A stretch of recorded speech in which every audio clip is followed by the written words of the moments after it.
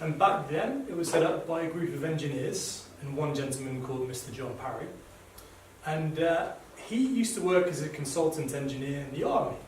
He came back to the UK to help charities and engineers design and develop machinery and buildings that they could develop in the rural countries in Africa, in the rural areas. So after about 10 years of doing this, the clients got back to him and said, well, you keep on advising us what we need, John. Why don't you make it for us? And that's how we got involved in making affordable construction machines. First, we started off developing a machine that didn't use any fuel or electricity, so it could produce roofing tiles using local materials. So simple sandstone and cement. We manufactured more than 300 roofing tiles a day on one machine. And from there we grew to develop a whole range of different products, from concrete blocks to balustrades to floor tiles, wall tiles. And in the early 2000s, we saw that there was a real need to develop structures which could be put up in the areas which had been flooded. Particularly in Mozambique, there was big floods in 2004. So we developed a system which very much is the same principle like in Thailand, where they build buildings on stilts from wood. We made it from precast concrete, so people could manufacture concrete columns locally and then build up to 4 stories in the flooded areas. But then we come to realise, well, actually in the cities, space is becoming more and more tight, and people want to make the most of the land that they've got in the cities. So the structures that we've now developed, we found to save up to 40% on construction costs by lightweighting the concrete and using less reinforcement, but still maintaining a strong structure, which is made to British Standards 8110. We've also built some structures in the UK as well.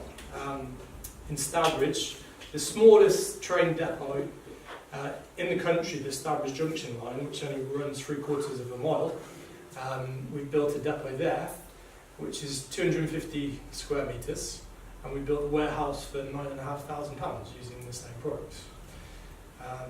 More recently in Kenya, we've been involved doing affordable housing projects with the government and local charities, and have been able to achieve a build cost for 100 square metres of a house with 3 bedrooms, a bathroom and a kitchen for $5,000 all in. I mean, that was in 2008 to 2012.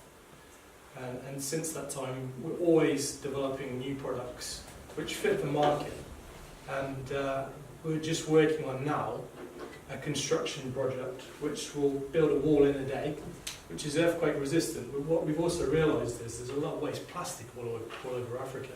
So we can utilise that for the insulation inside the blocks, because it's a system of 5 different voids.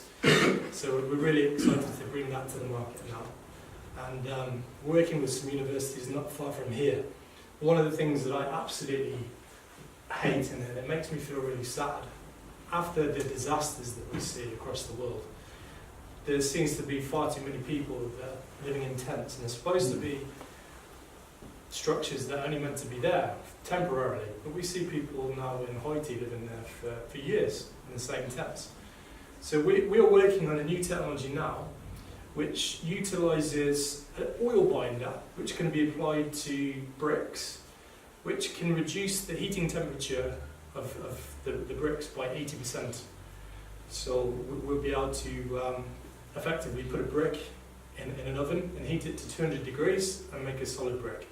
And what's even more exciting is we're developing this technology for roofing tiles as well. So we'll be able to make clay roofing tiles in a day using solar tech and an oil binder. This technology is going to take another 12 months to develop and do the testing, but once that comes to the market, I think I'm really hoping that we'll be able to transport it and get the communities that are affected by disasters building more semi-permanent structures which are better for them.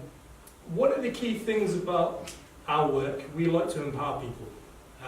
We've basically supplying technology and training, so local people can earn a living from skilled labour, from manufacturing building products and learning how to build with it. So we're not just an engineering company that are manufacturing machines, we're actually giving them the technical training to construct the roofing, how to make the paving for their driveways and how to build multi-storey structures as well. And so over the last 40 years, we're currently working in 22 countries across Africa. I started working for this company in 2011, and that's after that I met David. And myself now, I've been a British African member for 5 years. The power of that network has been phenomenal. In that time, we found new markets in Somalia, in Malawi, in Senegal, in Congo. So yeah, the value to me of being a British African member is huge. And I'm really pleased to be able to talk to you today, and thank you for listening.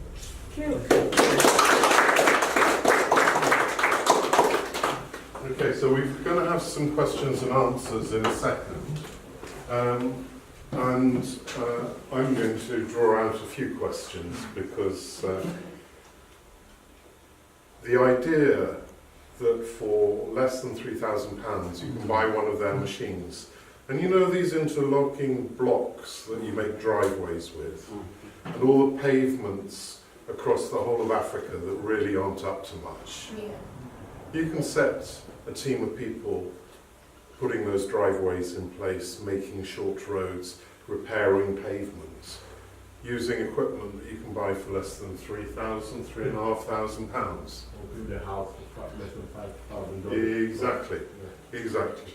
So the opportunities, and it sort of goes into the next texture where we talk about Baba Entrepreneurs Packs.